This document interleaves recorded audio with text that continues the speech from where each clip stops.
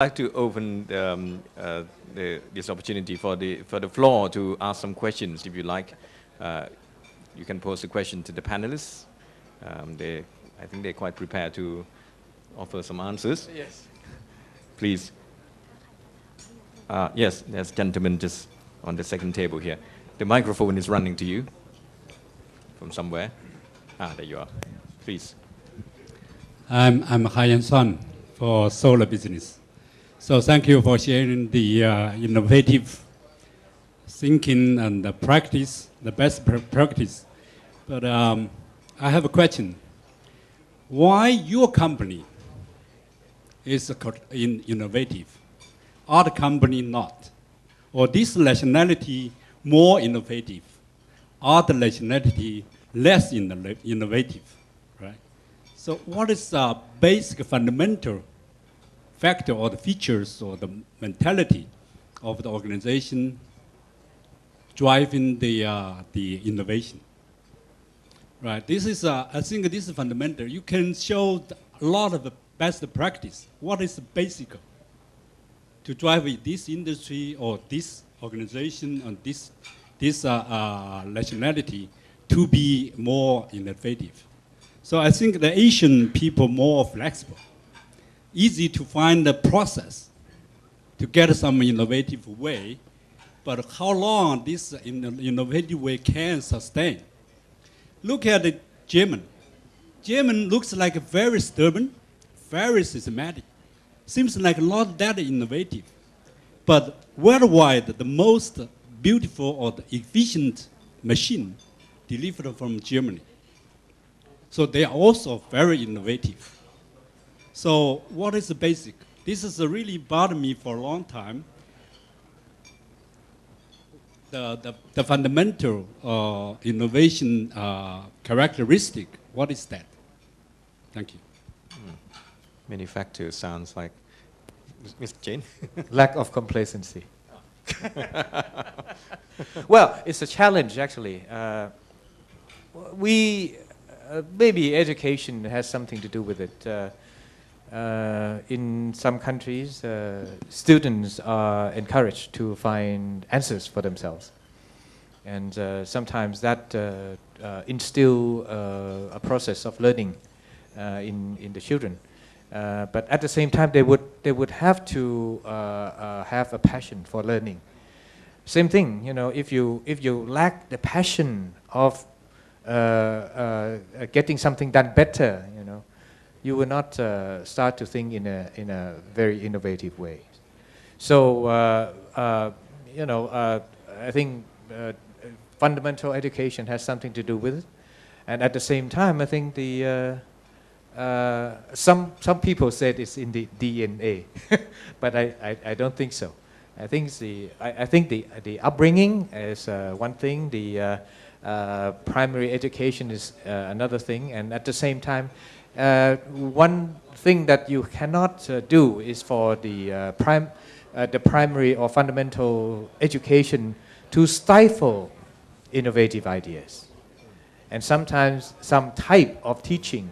We have been talking in the educational circle in Thailand that, for example, type of learning by rote, learning by memory is something that stifle innovation because it doesn't start the mind to explore, or it doesn't give the desire to learn in the brain.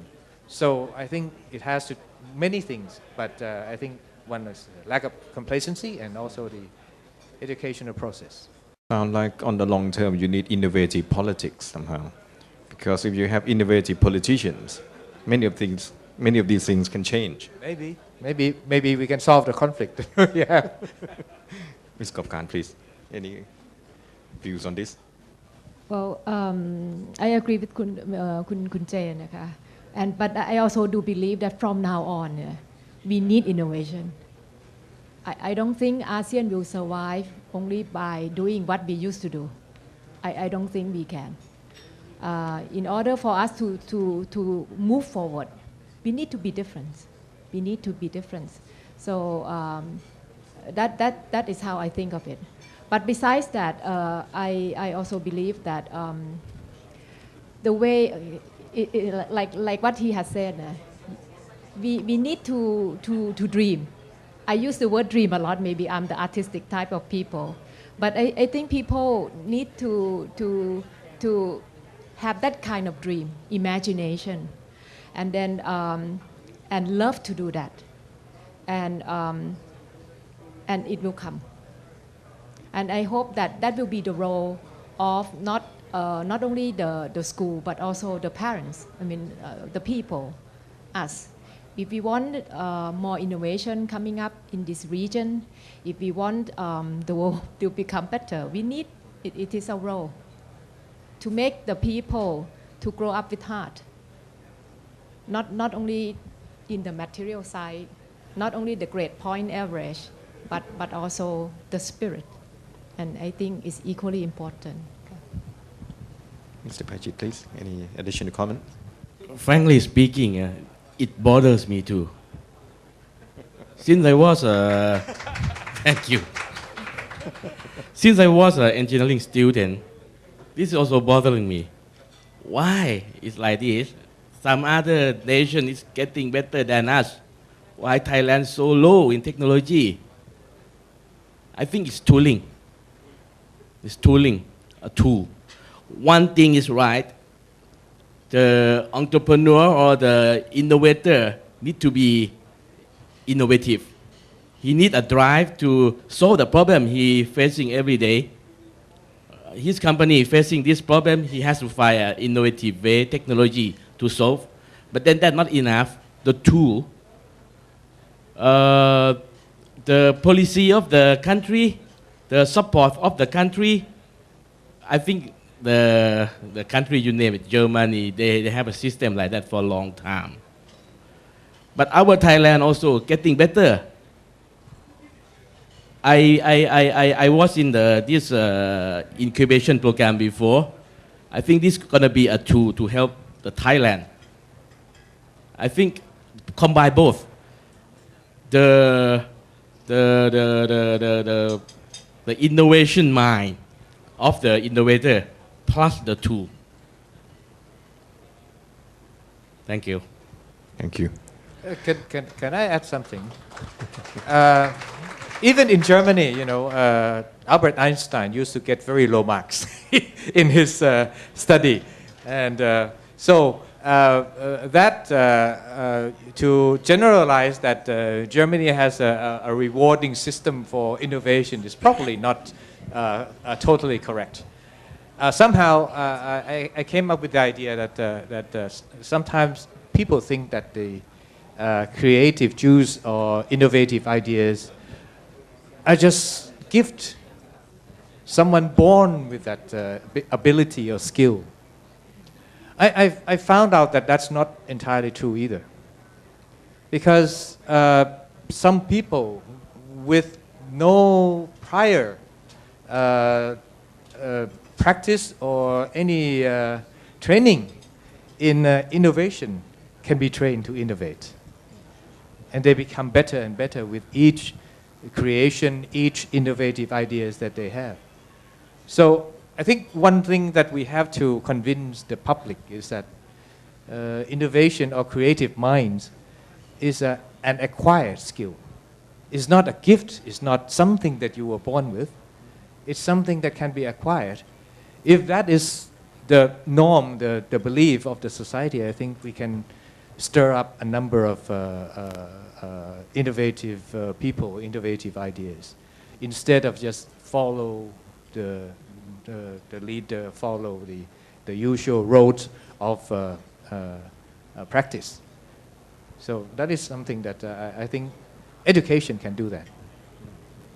Yes, you can develop the skills and knowledge and the ability to innovate. Further question, please. Yeah, hi, Toby Duringer from Virgo Environmental Technologies. I had a question to Mr. Jain, specifically in terms of why can it not be parallel innovation and process innovation? And I agree that it's a long-term process, and why can the ASEAN countries not learn from one another? If you are saying the Thais are enjoying so much the Korean entertainment, and Korean technology, I would say as well. And that was a long-term process. Someone just told me tonight, because I was impressed by Samsung having people line up more than for iPhones at their launch in Europe this week. How can you learn from the other ASEAN nations? Samsung, 20 years ago, someone was telling me tonight, had a TV that was already 2 meters LCD. So I think it's a very long-term process, but process innovation and innovation in the sense of innovative products, I believe, should be going hand in hand. And you cannot just concentrate on process innovation. And even Steve Jobs took 30 years, or let's say 20, maybe from 1980 till 2000 when he brought out the iPod, to really hit it on the spot. So it's really a long-term process, I agree, but how can you learn from the other nations in ASEAN to be able to achieve that in Thailand as well, in different areas? Yes. No, I'm not saying that they cannot go hand in hand, the process and product development. They can go hand in hand, as an example by Kun Pachit already. It's quite obvious that to have the product and process going hand in hand is even more productive, even more effective than to go each type of innovation alone. What I was saying is that we cannot neglect, we cannot disregard the process innovation because it doesn't sound very sexy. It doesn't sound very appealing, but it is something that we can do almost every day. It comes at a very much more frequency than the product innovation. Product innovation, of course, we cannot neglect also, but the success rate of process innovation, according to my understanding, is much higher. And it is something for a country like Thailand to promote this kind of innovation as well.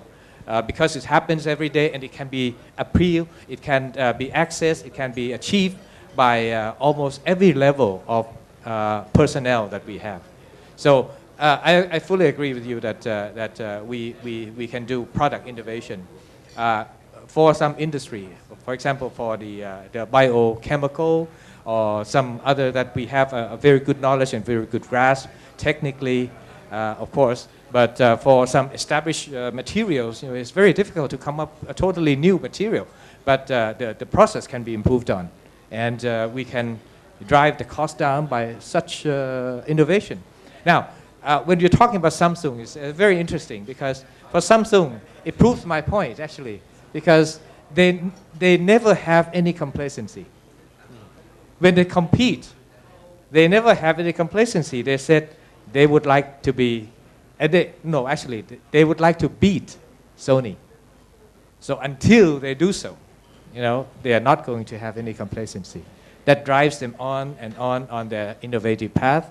And I just wonder if the top management of Samsung today, what kind of message they're going to give to the employee now that they beat Sony already. It's quite obvious now. So it's really interesting, to see, this kind of management skill, what kind of message that they give to their people, to drive the innovative use of their people to continue.